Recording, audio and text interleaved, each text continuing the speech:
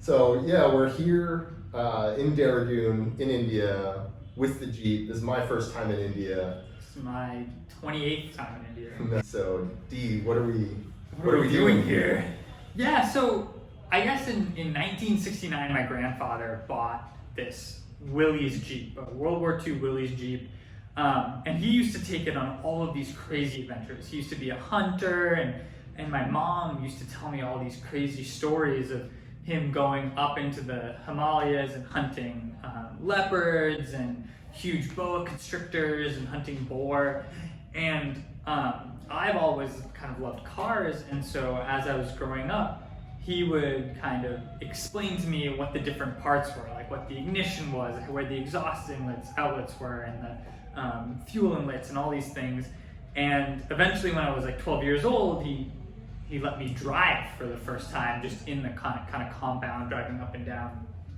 And yeah, I've always like loved this Jeep. You know, it's been like one of the reasons I've loved coming to India is because I knew we could start like working on it a little bit, get it started, and drive around a little bit. And that was really, really exciting. And then my grandfather started getting a little older, and he started selling the rest of his car collection. So the Jeep is kind of the last piece of history that's left.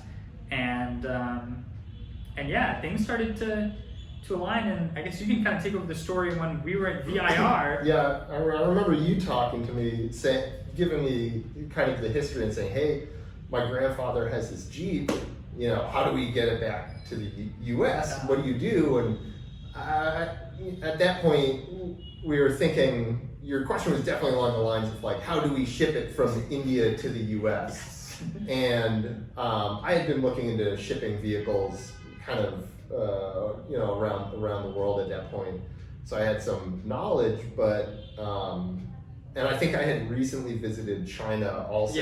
So Asia was on my mind, and so I said, hey, I think instead of shipping it from India to the United States, what if we drove it to China, and then shipped it to the west coast of the US and drove it the rest of the way there.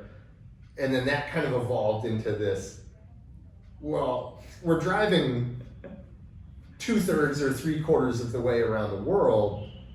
Why don't you just drive the rest of the way? And so I think the idea then escalated to what it is today, which is ship the car, get it to the UK, start in London, and then drive eastbound until we reach New York City. I feel like that's how it always works with us. We have an idea, and it just slowly escalates until right. We get something pretty exciting. Yeah, super exciting. Looking forward to it. We'll try to do more of these update videos, I guess, as we reach milestones, and looking forward to the trip. Yeah. Until next time.